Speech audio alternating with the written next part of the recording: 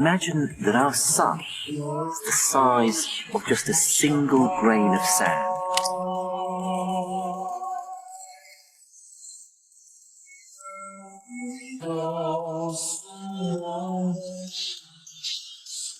今天我要带你们走进一个非常悲观的宇宙事实。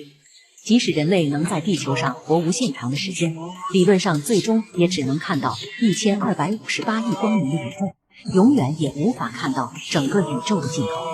再远的地方，不是现在看不清，而是它发出的任何信息，永远都不可能抵达我们。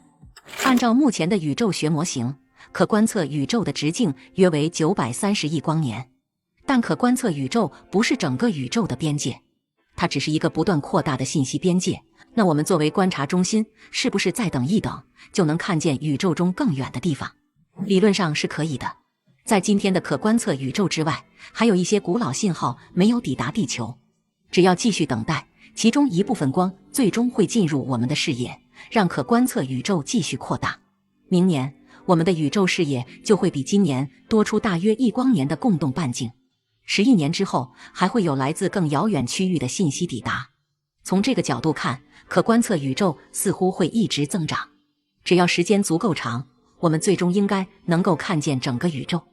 但這裡出現了一個問題，宇宙的膨脹速度遠大於光速，而光速必須跨越的空間又在不斷增長，這就被稱為宇宙學事件世界。在這條邊界之外，部分現在才發出的光，即使飛行到無限遙遠的未來，也無法抵達地球。那這個邊界具體是多大呢？在當前的標準宇宙學模型，也就是 Lambda CDM 模型中，暗能量通常被視為一個不會隨時間改變的宇宙學常數。如果這個模型成立，並且宇宙繼續加速膨脹，那麼即使一束光在宇宙最早期就開始出發，它能夠跨越的最大共動距離也只有大約629億光年。超過這個距離後，空間的擴張將永遠阻止信息抵達另一端。因此，對於一個始終停留在地球附近的觀察者來說，今天的可觀測宇宙半徑約為464億光年，未來還可能再增加約165億光年，最終極限則是大約629億光年。換算成直徑就是1258億光年。論文將這個區域稱作最終可觀測宇宙，也可以理解為未來可見極限。即使時間趨近於無窮，即使觀察者永遠存在，我們從這裡能夠接收到信息的區域也不會超過這個範圍。